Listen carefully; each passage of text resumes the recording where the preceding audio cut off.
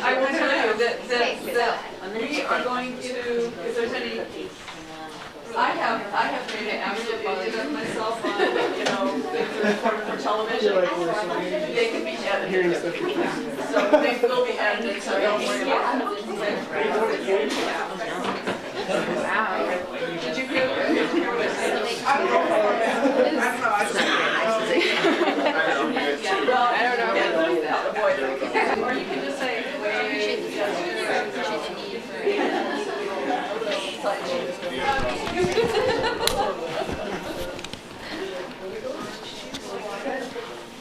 The horse said he's ready. I don't know. okay, but are we ready? Almost.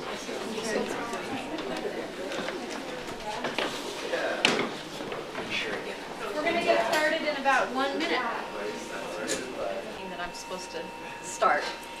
I'd like to introduce myself. I'm Nirja Golightly. I happen to be the VISTA, which means Volunteers in Service to America, volunteer here at the Poverello Center.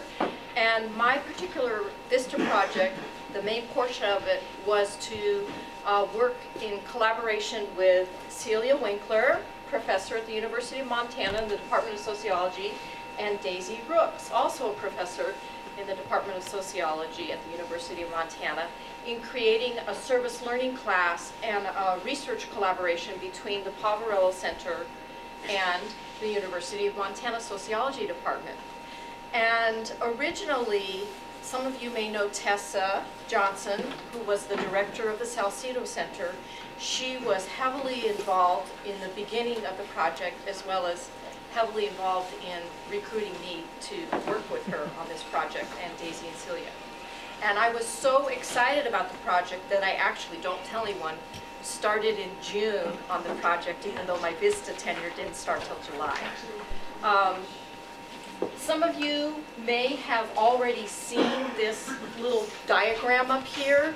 I made a presentation to several of the POV sites so that the different POV communities would understand what the students were about and what this service learning class was all about and how they were going to do the research. And it was a pretty intense class, I think, but I think the students and professors and Tessa and Nathan and Nathan came on board later, I forgot to mention him.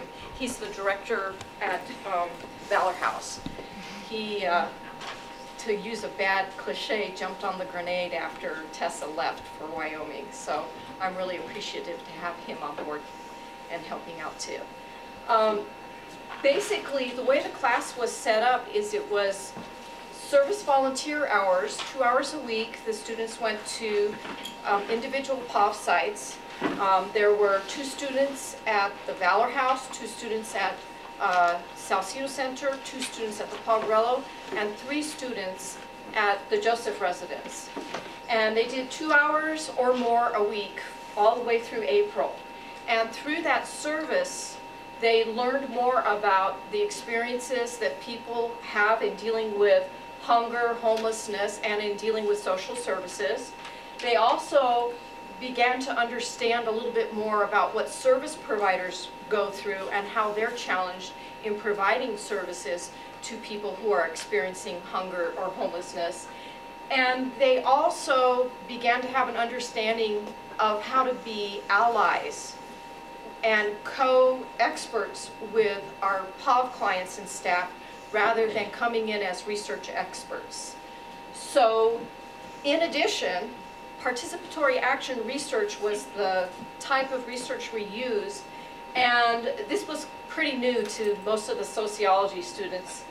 And so they were learning about participatory action research, what the principles were, why it was a valuable type of research to be doing, particularly with groups of people who are hungry or homeless, and they are just severely impacted by policies or rules or theories or even community viewpoints about them as the result of research that has gone on in the past.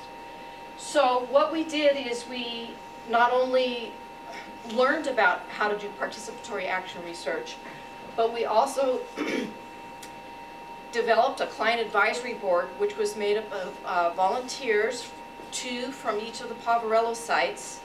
And I see some of you are here today, and I want to thank you again. Your presence was really enlightening for the students and really helped form our research. And the first client advisory board meeting with the students was to determine, well, what kinds of questions should we be asking? What do you, as Poverello residents and clients, want to know? What are your challenges that you would like to see addressed? And then from there, later on in the semester, after several hours of service work and beginning to build relationships with folks, they came back for a second meeting with the client advisory board and found out what the clients thought about some of the themes that seemed to keep coming up in the interviews and the field notes, and what were some possible solutions to some of the themes, or how to build on the things that people liked about the POV and make it even better. So the third part of the course was, of course, what you would think of in a typical academic course. There were course readings, class discussion, and personal reflection, all on the topics of poverty, service and social justice, homelessness, including people's lived experiences, and research skills. So the other thing that I would like to finish with is Happy Cinco de Mayo. We're ready to start. And I don't know how many of you know that, but Cinco de Mayo is actually not celebrated in Mexico, but it's a great excuse for people in the United States of America to honor Mexican people, Mexican-American experience, and to honor what we can learn from each other. So I can't think of a better day in this moment to present our information that we received from learning and teaching from each other. So without further ado, the students of the social justice.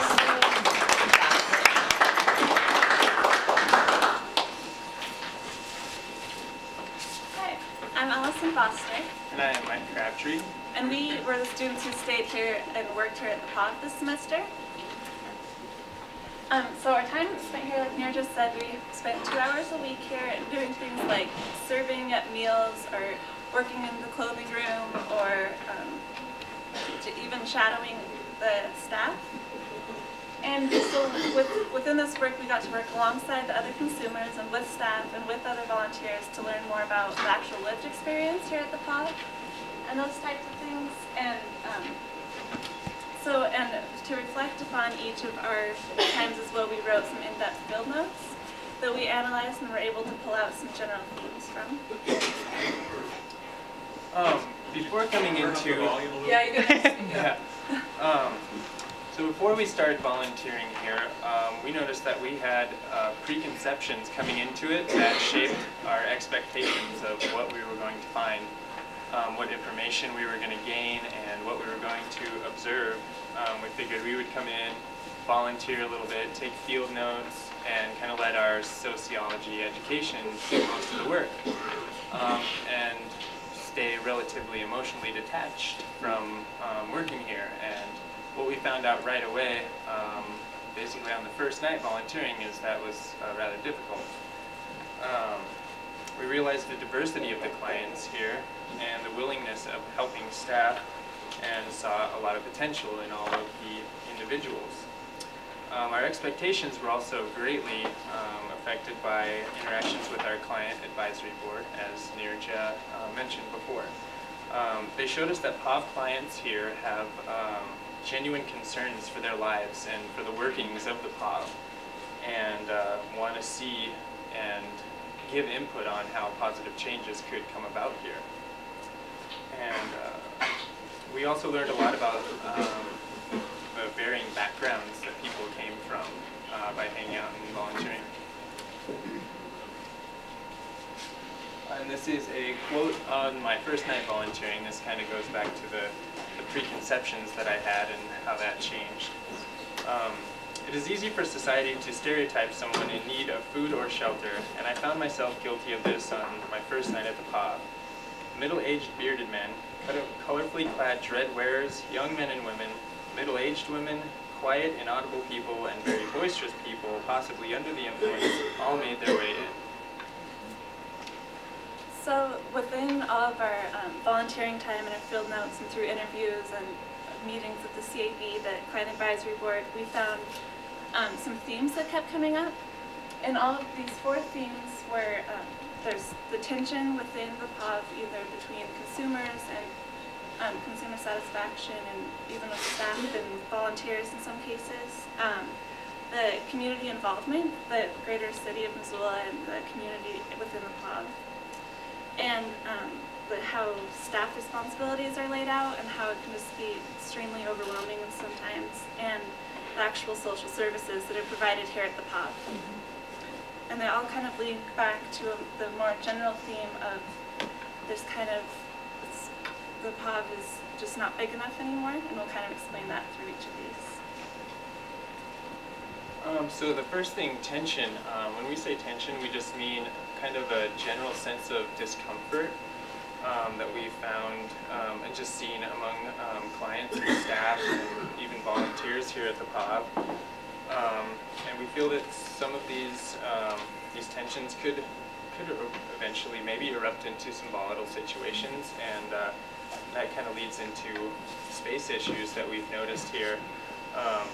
Clients here have a lot of different requirements for their living conditions and aren't able to choose where they can stay, when they can stay, who they associate with, and they have issues because of the space. They have problems with privacy, and they experience an inability to get away from stressors. If there's a situation here that makes somebody uncomfortable, it's hard to get away from it in such a small area, and without, resorting to going back to the streets or going elsewhere for help. And we feel that these first 3 factors create the hostility that I think can emerge here among clients, POV, staff, volunteers. And a term that we started to use that was mentioned to us by Client Advisory Board members actually on the first day, and was mentioned by another Client Advisory Board member the second time we met, was this thing about prison mentality. We feel like all of these factors create and perpetuate this idea. For such a large number of people to coexist in such a small, cramped area, with rules and regulations that are meant to protect them and keep everybody safe, there's a clash between those 2 things. Some of the rules are strict so that many clients don't agree with these inflexible rules, but they are meant to help them. And this, in addition to the cramped space and the growing tension, can start to resemble prison rather than the support system and the solution provider that the POV actually is. And this is actually a quote from one of the Client Advisory Board members. There were 2 men that have abstained from alcohol and drug use. They had been for quite a while, and they explained to us kind of what it's like running into people that do use and abuse drugs here. The anecdotes and tangents by the CAB members explained how the first 2 clients, or how the 2 clients avoided other clients at the POV because of their decisions regarding drug and alcohol abstinence, and the conflicts they encounter with clients that abuse drugs and alcohol. And then another member that I interviewed said that the POV could be a dangerous place if you let your guard down.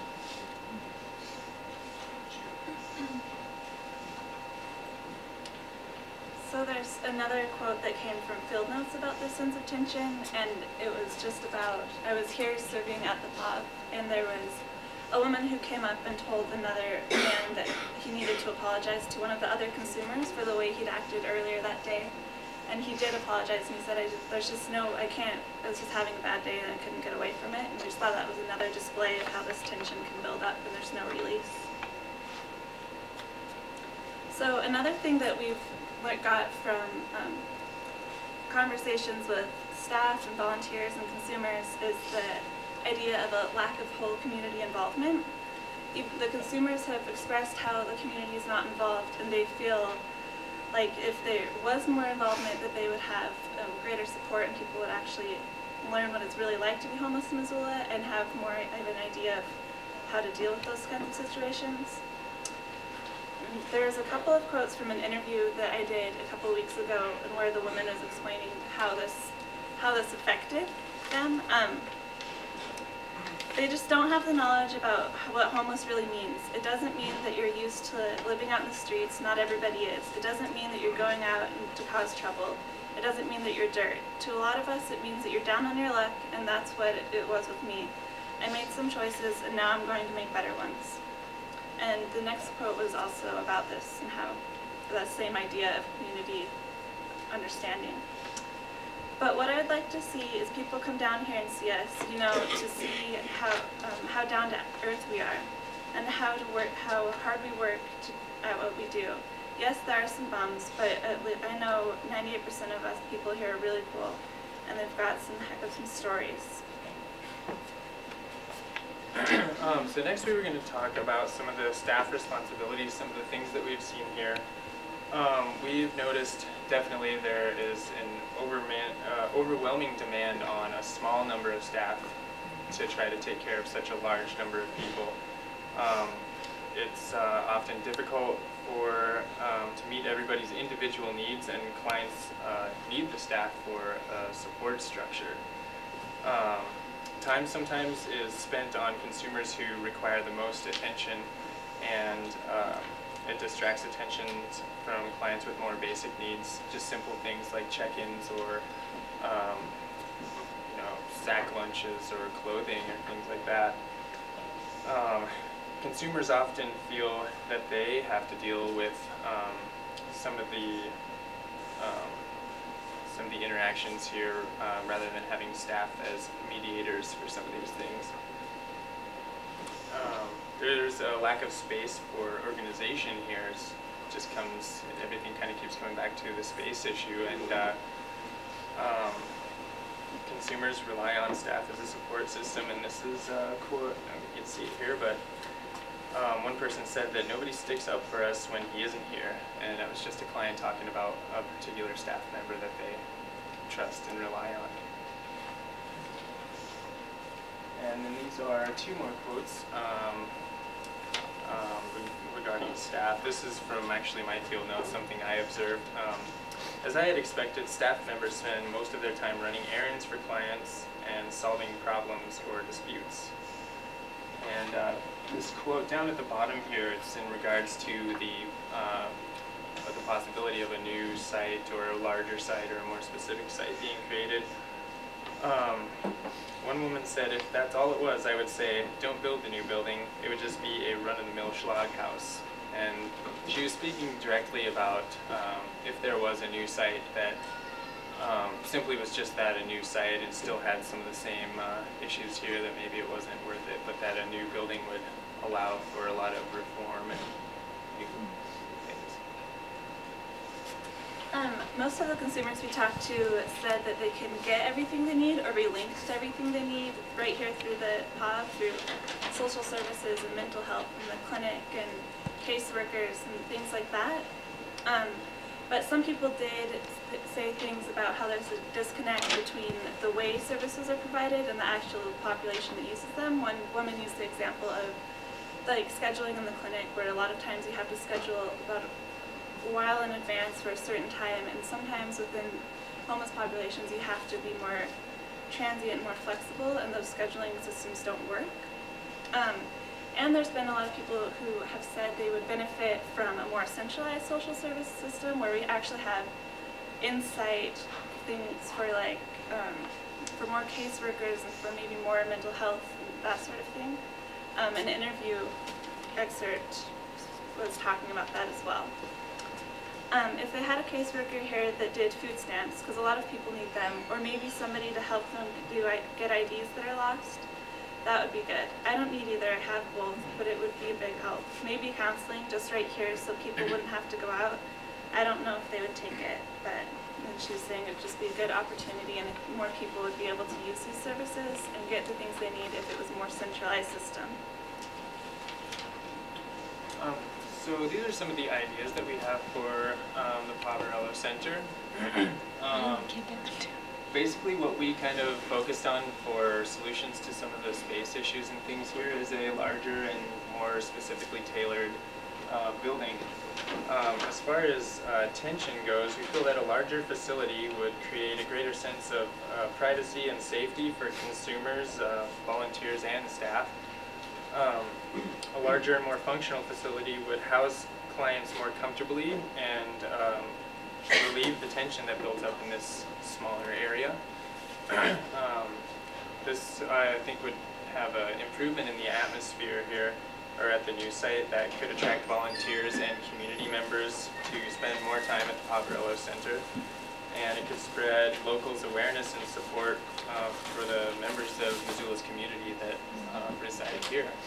And then for the organization of the staff system, this could allow a new facility, a larger facility with more resources, could allow a more self-sustaining atmosphere where staff demands are more relaxed and clients can escape stressors and deal with issues more easily. A larger facility could possibly allow a lead staff to oversee and handle some of the larger issues, and there could be like a sub-staff of volunteers or other staff members that take care of some of the basic things like check-ins and food things like that. And we know, most of you already know this, but we feel that the opportunity for community involvement is huge. We've learned a ton from this experience and just more about the homeless community. And I know we've been talking about it in other classes and spreading it about the community, so we feel like if there's a better system to get more community members involved, it could have a great benefit and might lead to more support and better involvement within the entire Missoula area. And also we're looking at more centralized services in which the new hub would be able to house greater, like I was saying before, more caseworkers or more opportunities for the people who need those services. That's it. Okay, thank you. Thank you.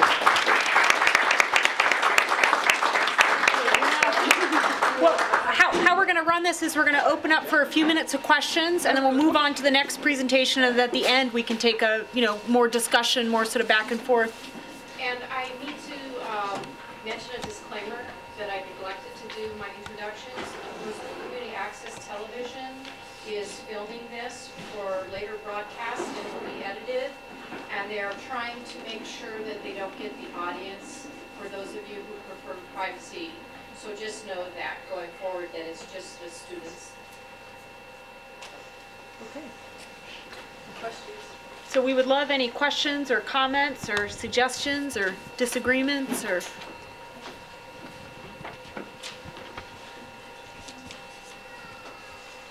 I agree with being a larger facility.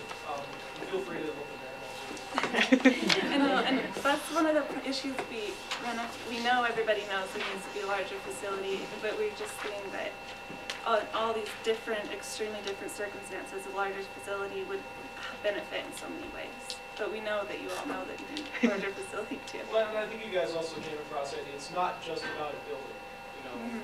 I thought that quote was really interesting. It's just going to be maybe the same level of services that a new building maybe not wouldn't do anything. But the idea of ensuring more privacy, just the ability to maybe just get better sleep when you're not restricted in a dorm environment where one person can disrupt 10 others from sleeping. I think you guys came across some really interesting things that it's good for us as staff to kind of hear some of this feedback. So thank you guys. How long did you guys stay here? We were here for the semester. It's about 15 weeks, 14 weeks. Stay here every night? No, we volunteered 2 hours a week. We didn't actually stay. Sleep here. How'd you like the food? I thought it was pretty good. I heard good compliments about it. That's the one thing that definitely people are excited about is the food is usually pretty good. What? Like repeat it? Say it again. Are there some ideas that you have or are you going to maybe build on some ideas of how to meet these needs as a class? Or is it just sort of laying the foundation for the Poverello and then stepping aside and sort of letting them implement these ideas? As a class, I would say maybe this project that we've done could just contribute to the research that the next class could do. It's going to be offered in the fall at the university and spring at the university. So I think students in that class could definitely use some of the findings that we all have found and build on it and make secure suggestions. I like how you talked about how diverse people who are experiencing homeless, how diverse the population is, and there are people with all these differing needs.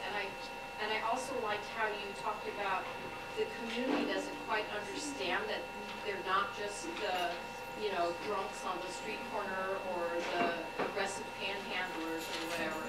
And so I can see that as being a new direction to go in educating the community on the reality of homelessness and how diverse people are who are experiencing homelessness.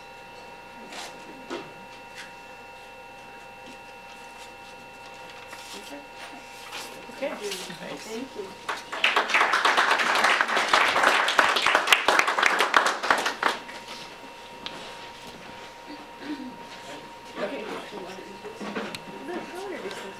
Our next speakers are Jose Vasquez and James Rush, who were at the Valor House.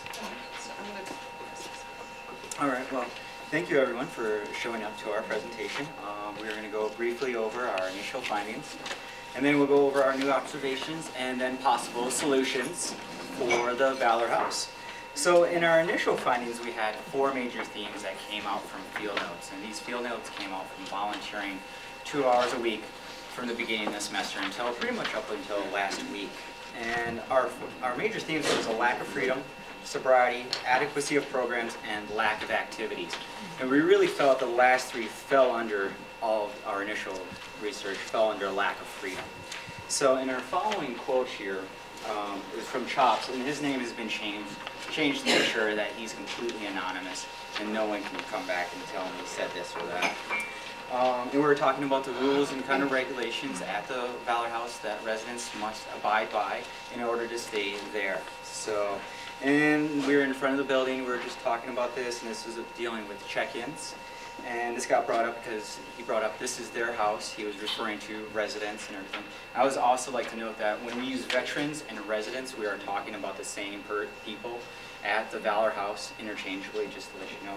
So this got brought up about, as he put it, their homes, the veterans' homes, that they have to check in and out of all the time if they go to off the facility to Walmart or down to the VA or any other place in Missoula whatsoever. So he said, we, the vets, fought for this country and taken bullets, and that we should not be treated as though we just got out of prison, pre-release, or juvenile. So we can see this frustration there and the lack of freedom that he felt that was going on.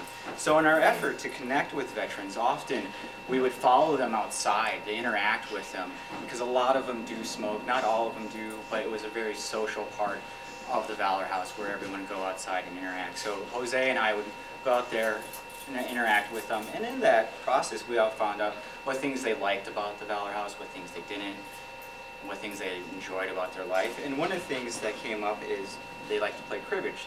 So we started bringing a cribbage board along with us, and Jose learned how to play cribbage along. So we played cribbage, and this helped us interact and get to know a lot of the veterans a lot better. So, and one of the quotes that was happening during a crib game was, we're playing crib, but we're not playing true crib since we can't have a drink. And this comes up under sobriety in our initial findings. That the Valor House is a completely clean and sober facility, even if you do not have a drinking problem or any kind of drug problem whatsoever. The only kinds of medication that are allowed there are ones that are prescribed by a physician or a doctor for any mental or physical disabilities that the residents may have. So as our research has progressed from our initial findings, it has transformed through our new observations, which our new observations deal with location, isolation, and a disconnect from the general public. And Jose will take it from here. Okay, thanks, James. Under our new observations, we wanted to focus on the location of the Valor House. The Valor House is located at 2820 Great Northern Loop, Sophomore Road. It's located in a business park which has a medical clinic and offices, various types of offices. Right down the road from the Valor House, you have the jail or the detention center.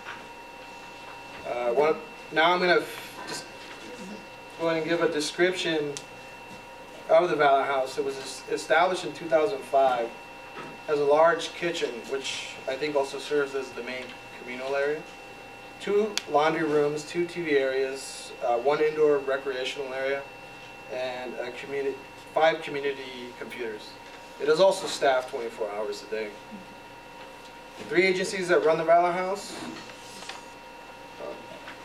Oh, sorry, you're fine. Which are the Missoula Housing Authority, the Veterans Administration, and the Poverello Center. Now we're going to focus on the Valor House's isolation due to its location. And we do have pros and cons really quick. We're going to go over here really quickly. The pros are the location of the Valor House, which is located in a part of Missoula where there's a lot of various administration buildings down in this area of Missoula, which include the Veterans Administration and other resources that homeless veterans can utilize, like bulk rehab. James is going to go over our cons. Like Jose said, it is isolated, and there's a lack of transportation. There is a bus route, but it's about a quarter-mile away.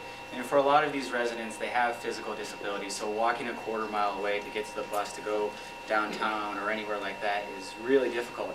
It's also pretty close to Reserve and Mullen. Each of those you can go 45 miles an hour on, so which is kind of scary if you're walking, you know, cars whiz by, or if any of you guys have driven down Mullen or Reserve especially, you know how scary it is.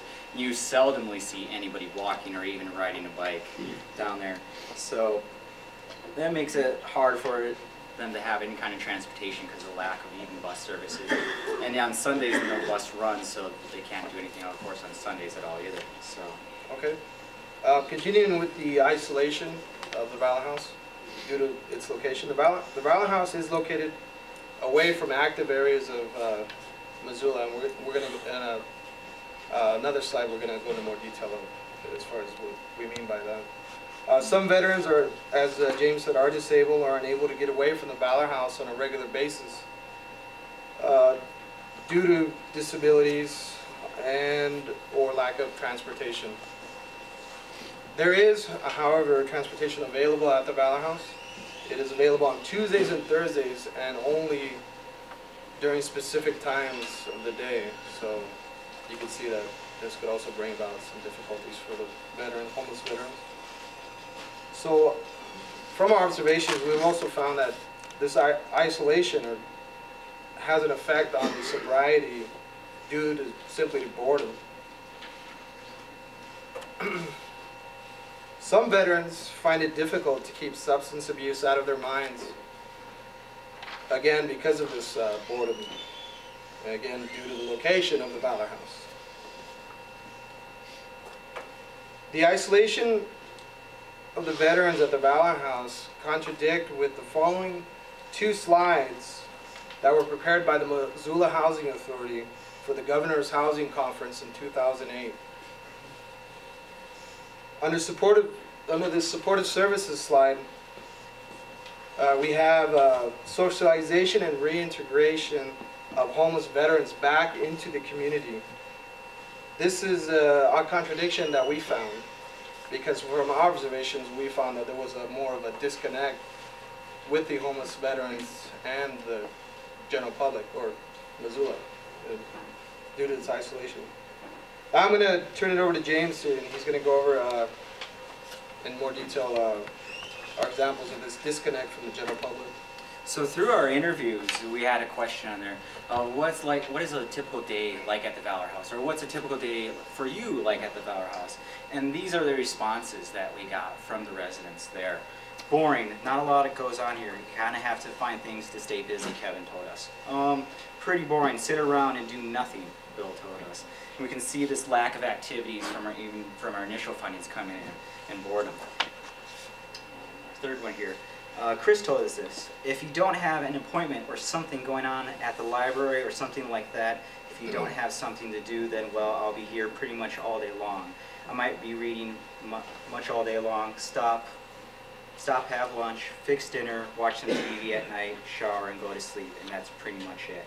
And we can see again, lack of activities and this isolation. They can't go very far if they don't have something already planned for that day.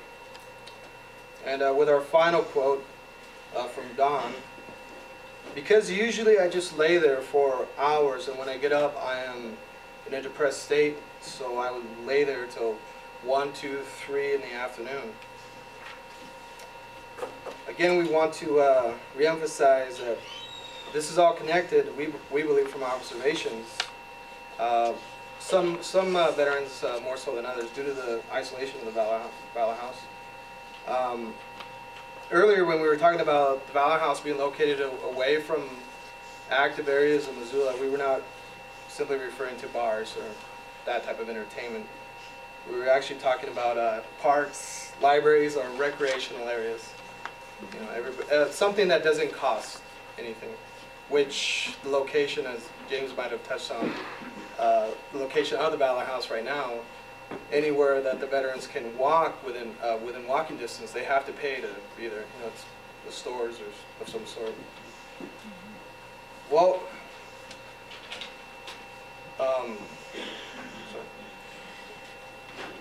so our possible solutions, and these came from our own thoughts, and they came from our client advisory board. They came from the individuals, the residents that we interacted with. One of our own thoughts was a reevaluation of the programs, because the Valor House is not just the only facility like this in Montana or in the United States, and really talk to those folks and see how it's running, what has worked for them, what hasn't worked for them. Now, not everything that's worked for them will always work here, but it'll give us a better understanding of what possibly could work. And that one model doesn't work for everyone, that some people will have problems with alcohol and drugs and depression, or a combination of all three of those, or maybe they're just down on their luck. So you need a flexible model that will be able to, you'll be able to apply to everyone for this. One that got brought up was therapeutic pets that a resident brought up, that they're at the Valor House. There is some individuals that do have pets there, but he talked about over at the cruise house in Helena that he told us that there is an actual dog there. That's the cruise house dog. It just stays there. So possibly maybe the Valor House could have a dog donated by the Humane Society or something like that, where they could all take part in this. There's also, I don't know if anyone of you folks have heard about this, but a lot of, here in Billings, at the women's prison, they have disabilities. They have dogs that they service learning dogs that they provide for people. And also that an activity sheet that provides people to sign activities that they would like to do, so they can all join in, because not everyone's going to want to go fishing or go to a play or to the theater, but they all can act together. And day trips, like going to Glacier National Park or going up to the Flathead to go get cherries or something like that. So they're actively getting out and interacting with other community members and in broader society. In conclusion, James and I realized that our presentation may have been a bit of a downer, so we have this very happy ending. So, and we're also going to, I guess, open it up to questions if anybody has any or suggestions. Yes. Does the Valor House make any effort to get people to volunteer or ride share service with their car to take veterans around for appointments and stuff like that? Say again, I'm sorry, I didn't understand. In Washington, D.C., they try to get people to volunteer their car to drive veterans around for appointments and stuff like that. Do they make any effort to get people to do that here? Not that we know of. We're not aware of that. We biggest, There's an organization in town, Disabled American Veterans, who do provide transportation. The Valor Van that was referred to in the presentation has come under, it's not as accessible as it has been, but usually staffed by volunteers and by veterans, so it's more readily available most of the time. How many residents are at the I house? believe that there's 17 there currently. I could be wrong. It's maybe 16 now, but it houses 17. I think they always are at maximum. They always have it filled. There is a waiting list to get onto it, and most veterans have told us it takes about 6 months to get in to the Valor House. So there's a waiting list of people getting in. So if one of the veteran resident does move out, another one is quickly to take his place. So, do you have a question? No. Okay. You guys were saying the other day that the fishing trips are very popular, right? I mean, there are some day trips and people talk about them in positive. There are some fishing trips that get put on, but not everyone likes to go fishing. So that's why we wanted to really kind of emphasize an activity sheet that veterans or residents put together of stuff they would like to do, not what other people see them like, this would be fun for you. So, and that way if people wanted to, go to the movies, everyone could go to the movies. If you didn't want to, that's one activity you could do. Or go up, if you wanted to go to Flathead, to go pick cherries or go buy cherries, that's another activity you could do. Or if you wanted to go fishing, or you could do all those activities to get out there. So.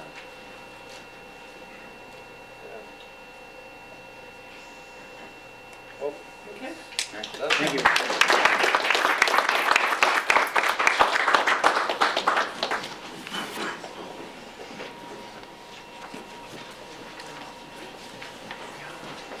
Okay, our next presenters are Rory Page. Courtney, you want to do You're that? taking my first line. Oh, I'm sorry. I'm sorry. You ready? Yeah. Okay. So for those of you who we've never met before, I'm Rory, this is Courtney, and this is DJ, and we've prepared a presentation for you today about our time spent at the Joseph Residence. Next slide, please. So for those of you who've never been here before, this is what the Joe looks like. It's a transitional housing facility for homeless families in Missoula. It houses, similar to the Valor House, 16 families, and they each have their own apartment. And it's one of the 4 programs of the Poverello Center, which we're here to tell you about today. So next slide. So for the past 14 weeks, we have been spending 2 or more hours each week volunteering at the Joseph Residence. This experience has been particularly unique because at the beginning of the semester we were able to design our own classes that we wanted to offer in order to interact with the residents. So DJ has spent his time working on a resume building class, and Courtney has offered piano lessons to several of the Joseph residents' children, and I do cooking classes on Thursday nights with adults. So this is so our 2 goals through doing this were to get to know residents and to better understand the Joseph residents, what it's about, what kind of support and opportunities they offer, because it's sort of removed, it's far away, and I didn't know anything about it going in, so we hope that you learned something for our presentation. In this presentation, we're going to start off by talking about the Joseph Residence's staff, how valuable they are in accessing resources and supporting the residents. We'll then be talking about our role as students and volunteers, the time commitments that we had, and the classes that we offered in greater depth than Rory just gave. We'll also be presenting a contradiction that we found with evidence from both our field notes and our interviews. And we'll conclude with what we learned and how we can proceed moving forward. Right off the bat, we recognize the value of the staff in offering residents support and understanding. This first quote is from an interview when a resident was asked what she likes about the Joe. She replied, "I like the staff. They're, excuse my language, a hell of a cool. My case manager is awesome. If I'm having a bad day or something's happening, she listens. She is really available. The second quote is also from an interview. When a resident was discussing her relationship with her case manager, she said, "The caseworkers here help a lot and don't judge you. It's nice to be trusted." These quotes are a testament to the staff's approach to their work. They're available and understanding, working with residents towards their individual goals. The second quote shows how this resident has a positive and open relationship with her caseworker with mutual respect, trust, and no fear of being judged. Next slide. A really important service the staff offers is helping residents to get benefits and accessing resources in general. This quote is from an interview when we were discussing what this resident found valuable in the services the Joe offered. She said, "They help you with all sorts of stuff like gas vouchers, bus passes, food, jobs, and school. There are so many benefits to being here. This is the best choice I could have made if I had even had another option. This is the best place for us." This resident was telling us how she'd applied to other low-income housing, but had gotten into the Joe first, and she was so glad she did because of the help she received from the staff, as well as the sense of security she felt for her and her kids. In analyzing the importance of the staff's role, we were really able to see what our role was, which DJ will now discuss. Our role as students and volunteers was really interesting because the three of us came in as outsiders. We weren't staff and we weren't case managers in this program. And it was kind of a new niche that we found coming in as volunteers, what we called non-experts. We just came in as people with what interests we had. And this presented a unique opportunity for us in our classes to draw out the individual strengths of the residents and the community at large, to promote the talents of these individuals, and to contribute not only to their knowledge of themselves, but our knowledge of ourselves in working together. Our goal in this was to outline how volunteer services can have unexpected and unseen results based off of the approach used, what we've called a strengths-based approach. Before I go into greater detail on that, however, Courtney's going to present the contradiction we found. As volunteers in our various placements, we found that what we were told and what we saw were often different. When directly asked whether they felt there was a sense of community at the Joe, multiple residents said no, as you can see from this quote. But however, later in the conversation, when talking about support, the same resident said, "I go to Jane, another resident. We talk about stuff and we're always cooking or doing something together." This suggests that while there may be a perceived lack of community among residents, everyone's definition of community is subjective and can be different. And we found that residents do have an opportunity for support and companionship, which is what community is to us. Our observations through our placements and our interviews suggest that the services of the Joe are really making a difference, contributing to community, empowerment, and stability. And now Rory will talk more specifically about her experiences from our cooking class. So, cooking class.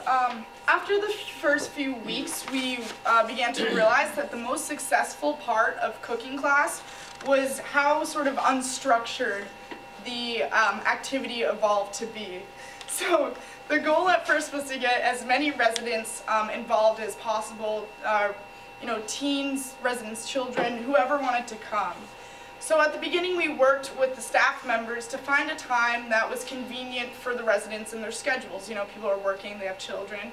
So we found a time, and this consistency really helped because if residents couldn't make it, they knew that the next week it would be at the same time in the same place. So that helped a lot. And also, cooking class didn't overlap with any other classes being offered at the Joe at that time. So also meal planning was an open forum that happened on a week-to-week basis so that we could work with residents' dietary needs or allergies or just whatever they were interested in cooking the next week. We would work on that and decide together. And during class, residents were able to choose tasks that they enjoyed doing or were interested in learning more about.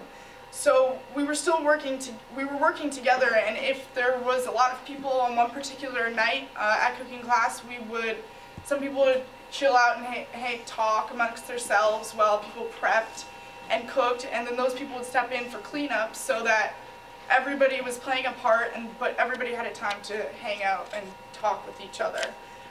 This sort of working together in a relaxed environment really helped formulate an arena of support and understanding where togetherness and empowerment were able to be felt. And in this example from, next slide please, from Field Notes sort of illustrates this. One day a resident had gotten upset, one day a resident's son had gotten upset at school because his teacher had become frustrated and referred to him as "you people," and this was a Mexican family.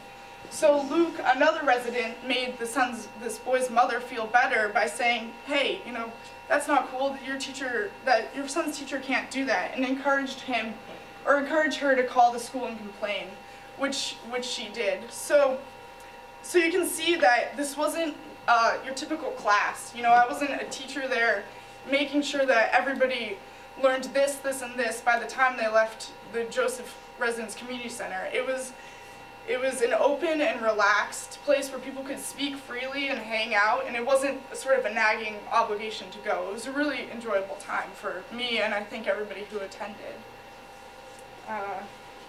Resume building. In teaching my resume class, when I first started volunteering at the Joe, I had structured out a whole 4-week, you know, we're going to do this week, we're going to work on this the next week, and after a couple weeks of doing that, I found that working on an individual basis with the residents was so much more beneficial and more useful for their time. And so once we started working individually, I noticed that the residents had a tendency to underestimate their abilities. They had a tendency to count their experiences as less valuable than others. And any education that wasn't learned in a traditional setting, they simply discredited. One individual that I was working with immigrated from a foreign country, and in working with her on her resume had said that the only formal education received was a high school diploma. And in speaking, I said, well, is there anything else that you would have received, you know, a certificate for or something? And the individual said, well, music school. And in talking back and forth with her, I found out that she had attended what to us would be the equivalent of an 8-year specialized university for music. And the quote here, I asked her why she failed to mention this to me, to mention this earlier, and her response was that someone in the process of immigrating here had informed her that her degree was essentially worthless in the US, so she simply discounted it. So people are looking at skills in terms of what boxes they can check or what spaces they can fill in the system, instead of looking at what their talents are and what they have to offer in looking for jobs. And in working one-on-one with the residents, we were more able to draw out those strengths as opposed to just looking at this is how we can format what people are looking for. Next slide, please. When I first decided to offer piano lessons, I didn't really anticipate that there was potential for real positive outcomes, and I was kind of worried about my abilities as a teacher, but I realized, as Rory was saying, that it really wasn't about the class itself. What became far more significant as a measure of success were the unseen results of weekly lessons, which was the opportunity to bring out the strengths and abilities of the children who came to lessons. For example, one week at lessons, Katie and I worked on a duet she really liked and wanted to learn. And when her mom came in, she got very excited and wanted to show her what she learned. This shows how proud this 11-year-old was at learning this duet together and how she really wanted to show her mom what she'd accomplished. Along with Rory's cooking class technique, I too tried to include my students in the decision-making of lessons, asking them what they'd like to play and practice. And I think this helped to promote confidence in asserting oneself and building relationships and learning new things.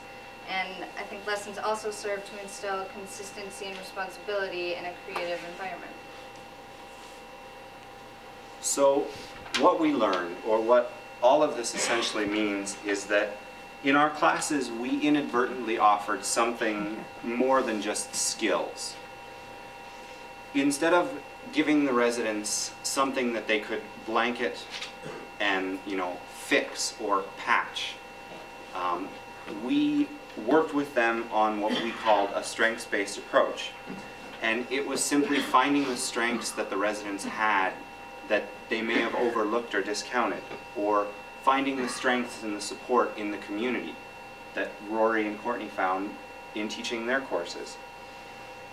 And instead of trying to teach systemic betterment techniques, we found that what they ignored or forgot in looking for what boxes or spaces they could fill, that we were able to pull out of them and to expose to themselves and the individuals around them, simply through focusing not on the subject matter, but on the individual. In moving forward, one recommendation that we would make would be a partnership with the university on an interdisciplinary basis. We just came in using what interests we had, and while the content is not as important as the presentation, varied interests draw different people. So the important thing to remember is that we're not saying that by bringing people in from different subjects that we need them from different subjects because of the subject they come from, but rather their interest in that subject will allow them to interface with people differently than people with other perspectives or interests in life. So there's a little space for volunteers beyond what the staff accomplishes. And as we said, the staff does wonderful, wonderful things at the Joseph residence. But that there's this little niche that non-expert volunteers could come in and interact on a personal level, and the residents of the Joseph Center would benefit so much from.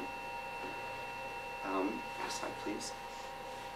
So, the space for volunteers. How do they make the best use of the volunteers that would come in? Most importantly, focus on the person, not the service that you're offering. Things to make it more accessible and more enjoyable are a consistent time and place to meet. Allowing residents to guide the content and have a voice in the decision making and the design of the classes. Essentially what Rory did, just getting together and saying, so what do we want to do? And just remember that building interpersonal relationships and connections is not a bad thing. It's actually a very good thing in terms of what we're doing. So, hope you enjoyed our presentation, and while we open up for questions, we just have 2 quotes here from our interviews that we hope you enjoy as much as we do. I think they're just say a lot about how people can evolve and change, and what the Joseph residence really provides to people in our community, and how we should support it together. So are there any questions?